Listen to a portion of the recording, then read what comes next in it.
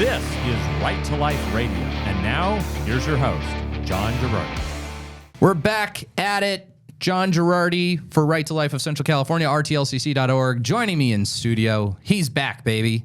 Mr. Jonathan Keller from California Family Council. I feel like, well, actually, you were back last week. I was. I don't even know what I'm doing. For some reason, I feel like it's been a while. No, I feel very discombobulated too because I was in DC for several days, yeah. and I'm all discombobulated where I am, what time zone I am in. I am also assuming you will be back in DC in a couple of days. That's right, for the March for Life. National March for Life. We will be in San Francisco for the Walk for Life West Coast next week. We've already got 3 buses. They're all filled. So actually, as much as I would like listeners to call it, hey, get your seat on the bus. Sorry, actually, 3 no. buses. We've got 3 buses this year. That is great. Yeah, so we're ready and raring to rock and roll. I am excited to hear this because I know this means that every one of those people who's coming will also be hopping on a bus in 3 months for the California March for Life. Well, we are going to promote it to everyone who rides on this bus. So, hey. So Jonathan's organization, California Family Council, is the main entity, the main California entity that works with National March for Life to sponsor the California March for Life, which is coming up on April 22nd. Is that correct? That is correct. Jonathan? All right. Very and good. If anybody's listening, if you already have your tickets, no, I'm not telling you should cancel your ticket and do anything. You should go to both because the San Francisco one is one of those things where San Francisco is such a incredibly spiritually, morally dark place. Bad place, yeah. Like you should go and be salt and light and walk the streets and hold your sign and pray. You should absolutely do that. But it's not like Sacramento's that much better. Well, that's right. Especially the state capital. It's just a different type of darkness. Yes, so exactly. Yeah. You come to there to meet your legislators and hear some great speakers, and yes, I encourage you to do both. All right. So we, on this show, have done a lot of great work, I think. I think we've done great work. Not to pat ourselves on the back. Not to pat ourselves on the back. But one of the issues that we've really tackled a lot that I think is a rising issue is surrogacy, in vitro fertilization, and in vitro is obviously tied in with surrogacy and surrogate parenting. Basically, the idea of using a woman other than the person who's going to be the child's mother, basically providing a woman with financial compensation so that she can bear a child in her womb whom she is not going to raise and not through like an adoption process. So this is happening a lot with basically with gay male couples who are hiring a surrogate to, obviously neither of them have a uterus, they can't do it, so they hire a surrogate to carry their child for them. They've got they've got that happening, and then you're even seeing a lot of celebrities, just normal female celebrities in Hollywood, who just decided, no, I just don't want to carry a baby. And Kim Kardashian, and most recently Paris Hilton has talked about this. And the problem, there are a lot of problems with surrogacy. One of those problems being, generally speaking, people selling their bodies directly, not a good idea. Yep. Laden with problems, problematic incentives, problematic financial incentives. If the only thing you have left to sell is your own body, then that's usually pretty bad. That's why we don't allow, we don't allow people to sell their organs. Yep. It's not a thing that. Yeah, there's not supposed to be any financial compensation for human body parts, sorry, strict libertarians. No, organ sales not good, prostitution not good, pornography for some reason completely legal in the United States of America. I don't think that makes any sense whatsoever. But basically, the idea of having certain kinds of things as financial transactions can lead to all kinds of really perverse economic incentives. It's why consistently prostitution is tied to and associated with sex trafficking.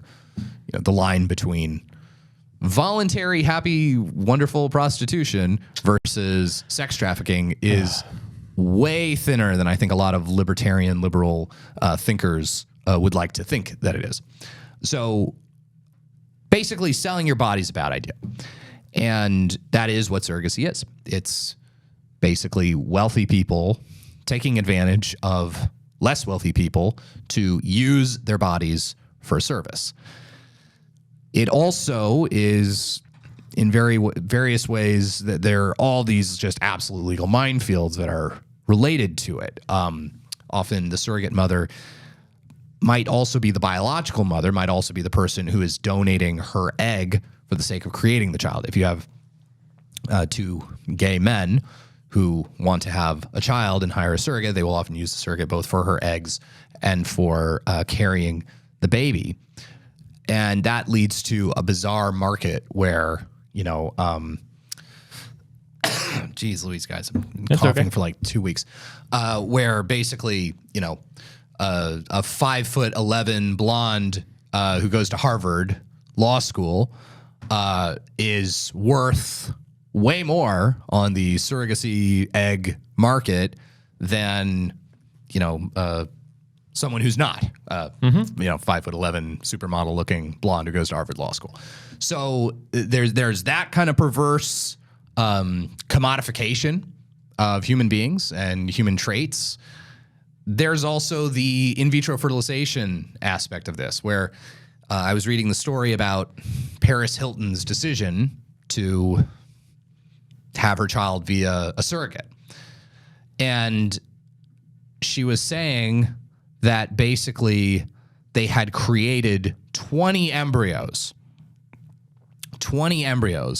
for the sake of her being able to have one child. And she was getting frustrated because apparently this batch of embryos she had were all boys. And I think her first child's going to be a boy. And I don't know how that is that she had 20 embryos, all of them boys. It seems, statistically, it's weird. That seems bizarre. I don't know if it's just did you need to flip a coin and get heads 20 straight times rather than tails. That seems kind of insane. And she was like, well, maybe I'll just keep on going until I, get a girl embryo. And meanwhile, you have that. What that means is you've got 20 human organisms whose fate is going to be either be destroyed. So 20 human organisms who are going to be killed, or be locked up in a freezer. Yes. Indefinitely. So, John, on that note specifically, and I know we're going to get into this more throughout the show, but I wanted to, before we have to go on our break, I wanted to tell you that there's a tie-in to one of the previous stories that we talked about, I think, last week. One of the people, I mentioned Jennifer Lahl, I think, on one of our previous shows talking about surrogacy and IVF and everything. She was at this conference I was at this week in D.C. at the Heritage Foundation. There's a couple other people, though. I had forgotten that this group that she works for that's like a pushing back against reproductive technologies, they're actually here in California. So sometime we should, if you were looking for a guest sometime on the show, it'd be great to get one of their people on. But one of the other people that was back there in D.C. was this new gal at the Heritage Foundation named Emma Waters. And she is formerly with Independent Women's Forum, visiting fellow. She is... By the way, the story we're leading up to in this segment is Pope Francis has called for an international ban on surrogacy, which I think is absolutely...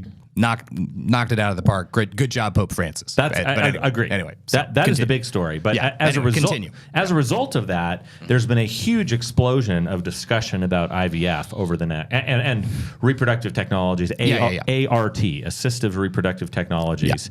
But which, in spite of the name, winds up killing a lot more new human organisms than actually it creates for living. Yes. Which is the horrible, incredibly sad part about all this. Well, so this is the thing that's amazing. This new young gal that I met, young mom, met both her and her husband and their adorable little girl crawling all over the floor at the Heritage Foundation, 7th floor of the Heritage Foundation the other day.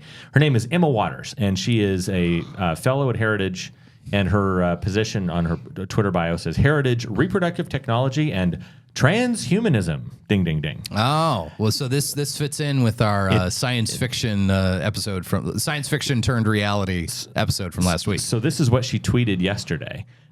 She tweeted, I'll read you her caption and then the screenshot that she did. She said, "Big tech, handshake emoji, big fertility.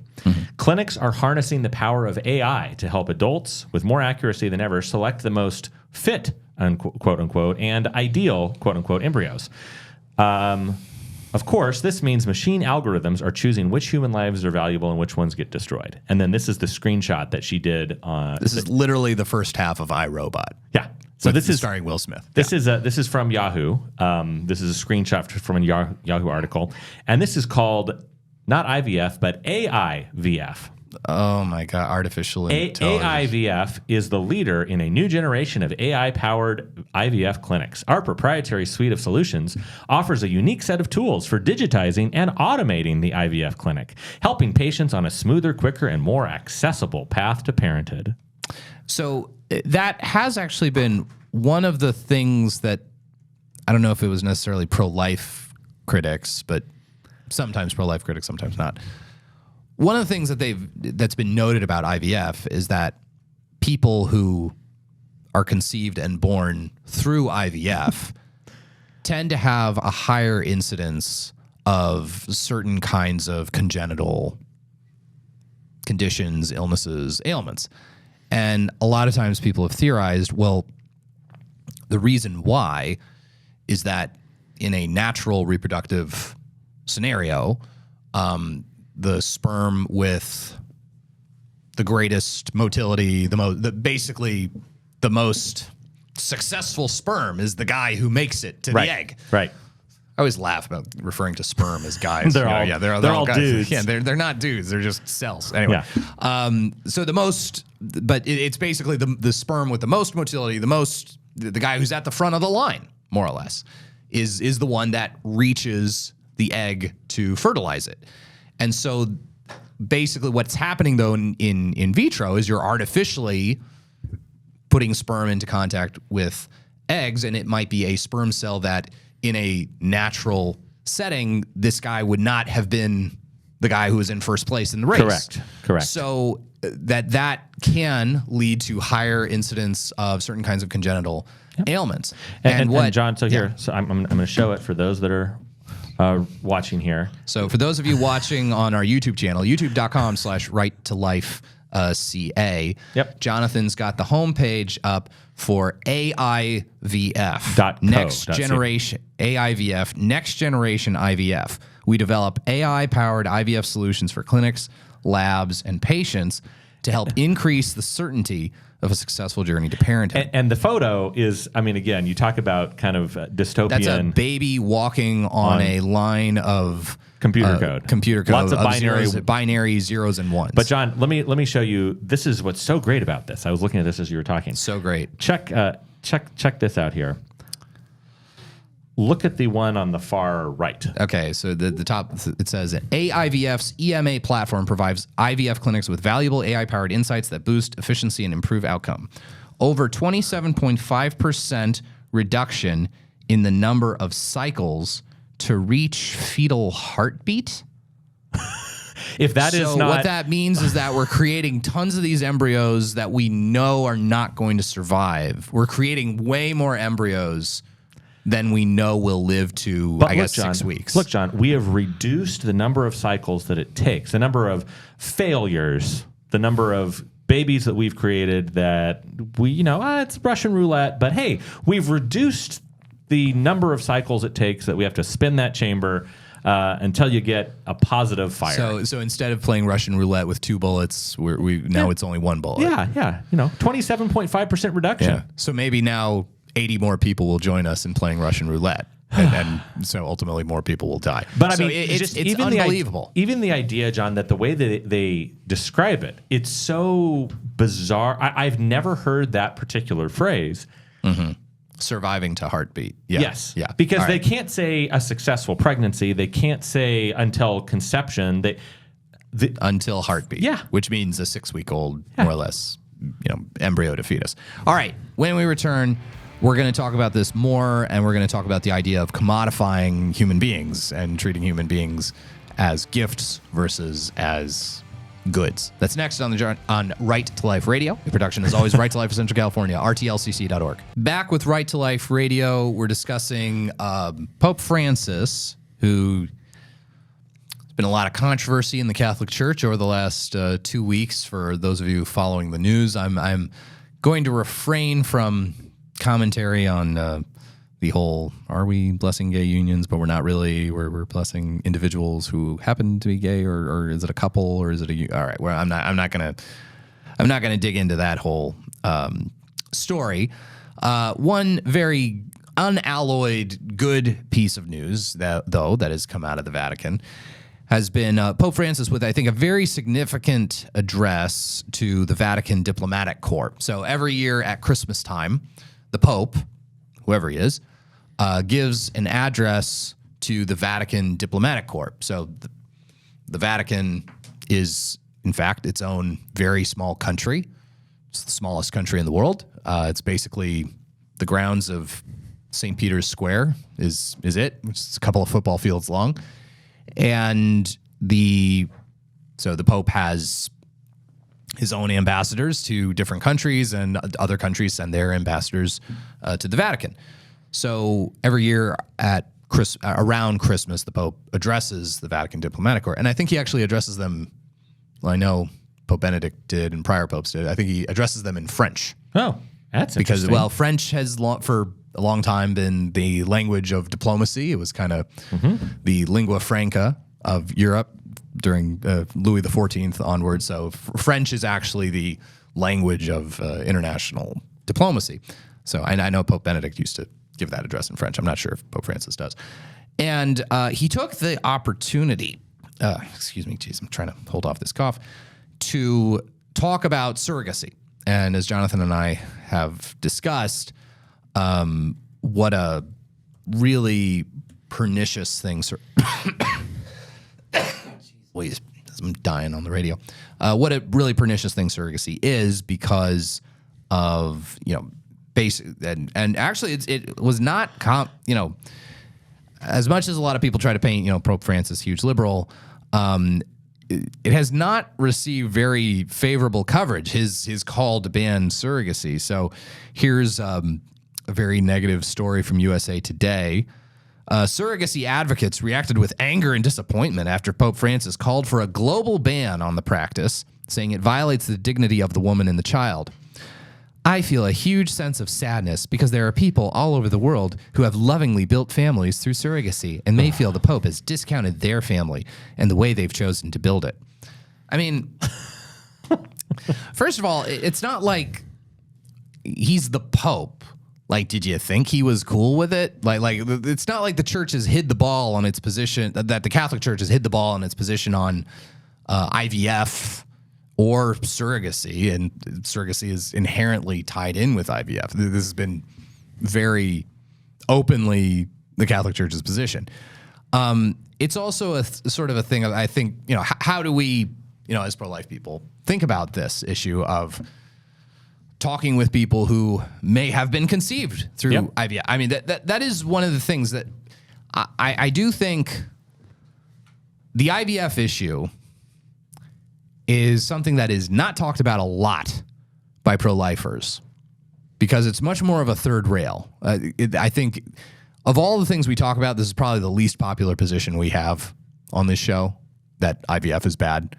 I think there are a ton of people who self-identify as Republicans who have absolutely no problem with IVF. Yep. And I think IVF has not entered the political realm of debate as something that's coded as either liberal or conservative. I'm sure just as many people who identify as Republicans or conservatives do IVF as do liberals. And in some cases, John, I have to point out, this isn't just Republicans, but this is internationally. I saw this fascinating other story the other day, where if you were going to talk to a lot of conservatives who are kind of, radical traditionalists, not just Catholic, but also, kind of Protestant, strong integralist types like, the Sohar Abrawaris and the Rod Dreyers and there's this big story about in the last couple of years about Hungary. And Hungary is, this is what we should remake America into. Hungary, the conservative haven of Europe. Yeah. Yes.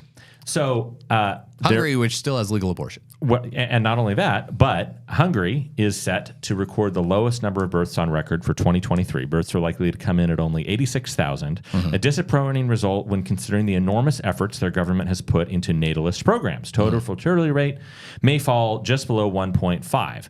So I'm like, oh, that's interesting. Well, again, from this this gal that I mentioned, one of my new friends, Emma Waters, she pointed out, which I did not realize, because they are so pro-natalist, they are this hardcore conservative pro-natalist organization, they actually subsidize and incentivize IVF. Jeez Louise. So these otherwise very conservative people... State-funded IVF for all married couples. In Hungary? In Hungary. Good Lord. I swear, Jonathan and I have been laughed about this, that there are all these... This is a very Twitter thing. There are all these conservative writers and talkers who all of a sudden you're looking at their Twitter accounts and like, I'm on vacation in Hungary. Yeah, here's all the cool stuff Viktor Orban's doing in Hungary. And like, all of these people are clearly on the Hungarian state payroll to say nice things about Hungary in the American press, because I don't think Hungary's actually... I think Poland is actually far more culturally conservative and more... I mean, Poland and Hungary were both, I think, traditionally Catholic strongholds, and I think Poland is far more authentically Catholic than Hungary is. So I've laughed at the extent to which some of these American conservative political writers have clearly are on the take. But so what Pope Francis talks about, and I hope this can have the kind of international impact that you would hope that a pope's moral voice would have. He says this, and this is the core of it, and this is actually precisely what we said. We're talking about this on the show the last couple of weeks when we've been discussing this. Pope Francis said, a child is always a gift and never the basis of a commercial contract, the Pope said. Consequently, I express my hope for an effort by the international community to prohibit this practice universally. And that core phrase, a child is a gift.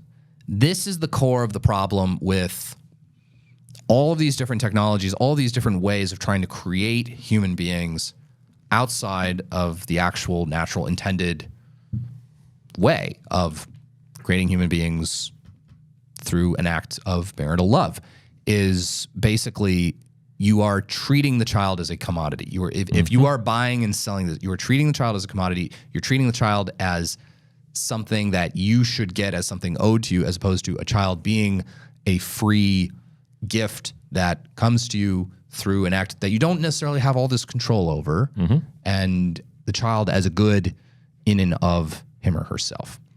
So we're going to dig more into this after the break. We're going to talk a little bit about the upcoming California legislative calendar for 2024, which Jonathan is all over. That's next on Right to Life Radio. Back with Right to Life Radio, joined, as always, by our good buddy, California Family Council's Mr. Jonathan Keller. Now, one of the main things that Jonathan's organization does at the state level, in which we monitor also here at Right to Life Central California, but it's more squarely within the ambit of Jonathan's organization, is follow the work of the California State Legislature.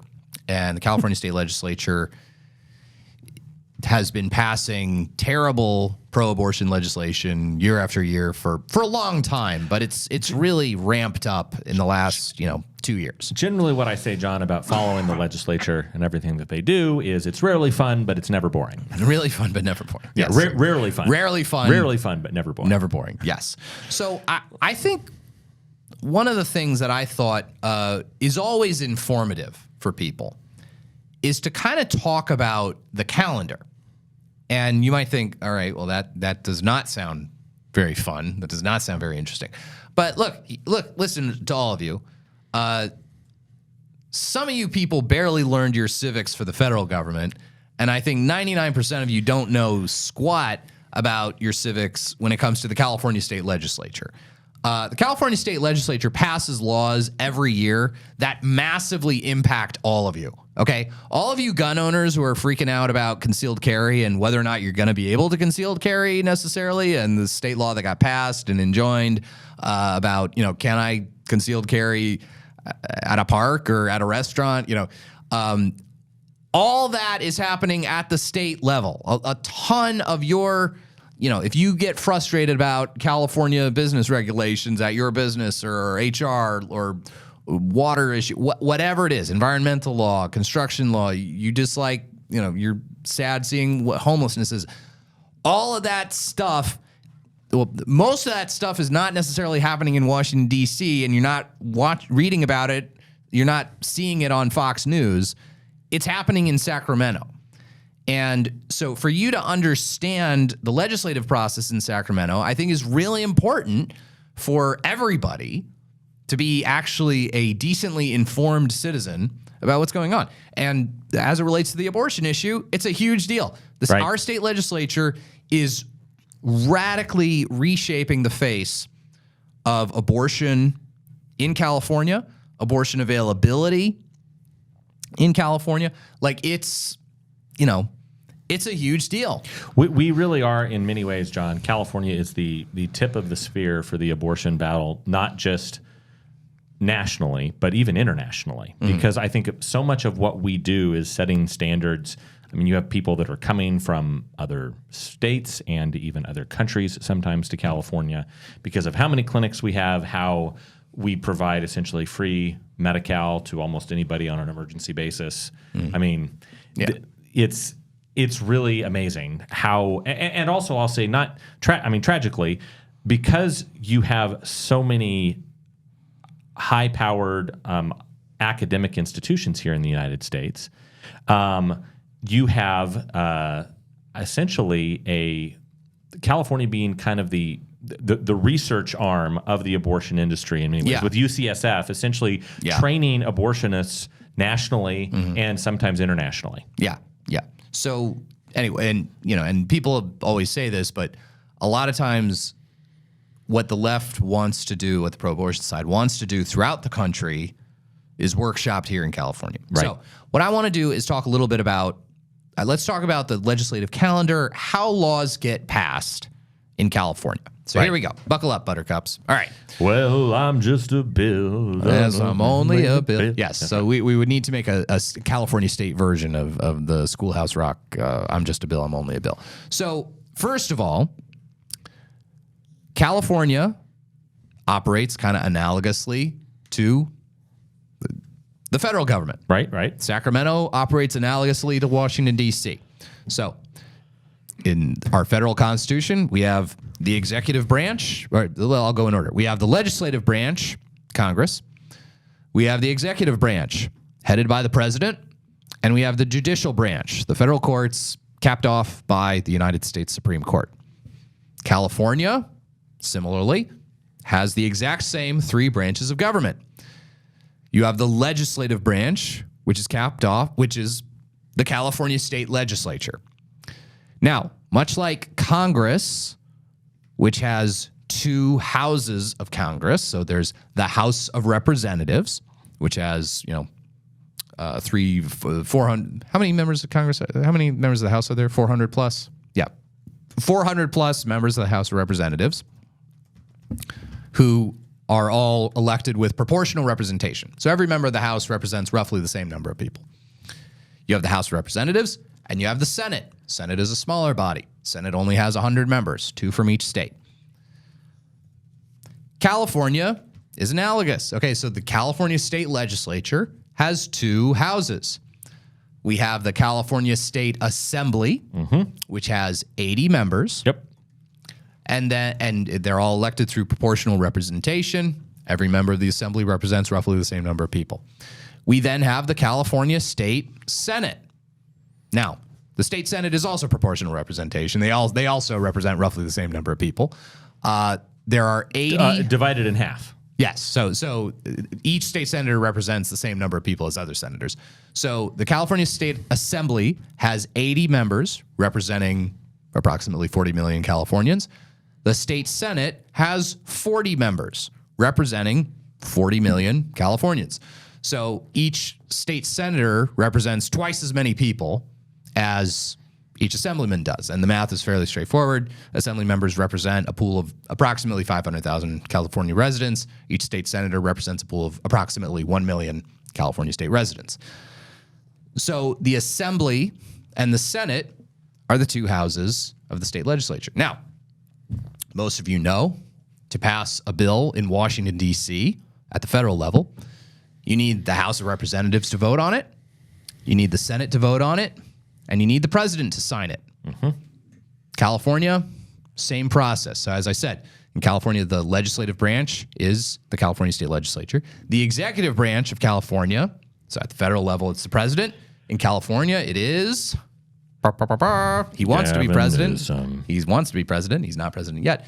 Gavin Newsom, the governor. So the governor is the chief executive of California. He's basically just as what the president is to the federal government, the governor is to state government. And then, like we have a U.S. Supreme Court and a federal court system, we have the California State Supreme Court and a system of California courts under it. So those are the three branches of government. Now, to pass a law in California, what do? We already said at the federal level, it needs to be the House, the Senate, and the president. In California, to pass a law, you need the state assembly to pass something, you need the state Senate to pass something, and you need the governor to sign off on it. Now, the state legislature has a pretty strict schedule for how they get things done. It's not as strict as other states around the country, I will say. Yeah. And some days I'm torn on this because there's sometimes I talk to friends in Texas, like saw someone at the Heritage Foundation, from our counterparts at Texas Values, and I said, "So can you remind me? Is this a session year?" She goes, "No. Last year was our session year." So basically, the Texas state legislature doesn't meet. They only meet every other year. It's like 45 days or 60 days total. Every other year. Yeah. And not in an election year. No, we would never meet in an election year. So literally, like they met in 2023, and this year they're off. And they're all done. Yep, they're all done. Whereas the California state legislature is in session most of the year, every year. To be a California state legislator is actually a full-time job. It is. As opposed to in many states, their state representatives, it's only a part-time job. You have a normal day job, and you go to the state capitol for session for, 45 days every 2 years. Right. So and don't feel too bad for these poor overworked California legislators who are making they're making over $100,000. Yeah, like around $150,000 per year with their per diem added in. All right, when we return, we're going to talk about sort of the calendar, when you have to introduce stuff, and sort of what we're looking at over the course of this year with abortion-related legislation. That is next on Right to Life Radio. Back with Right to Life Radio. All right, Jonathan. We describe to people, we explain to people how laws get passed in California. In Washington, D.C., you pass a law with the U.S. Senate passing something, the House of Representatives passing something, and the president signing it. In California, it's through our state legislature. You have the California State Assembly with its 80 members passes something. The California State Senate with its 40 members passing something. 80 members representing all 40 million Californians, 40 members representing all 40 million Californians. And then it goes to the governor's desk to sign or veto. Now, one of the interesting things about California is it's a pretty tight schedule for when you introduce things and when stuff has to be passed. So every bill that's going to be considered in the California legislature has to be introduced by this year, according to the calendar for this year, by Friday, February 16th, 2024. So all the bills that'll be introduced and considered over the course of this year have to be introduced by February 16th. If your bill is introduced in the Assembly, it has to get out of all of its policy committees. So any bill that's introduced, they take a look at it and say, all right, well, this has to do with healthcare. So the Assembly Health Committee will look at it, and it's going to spend money. So the Assembly Appropriations Committee has to look at it. So any bill has to be out of its policy committees by April 26th. And then it has to be out of the fiscal committees, the appropriations committee, so anything that's spending money, by May 17th.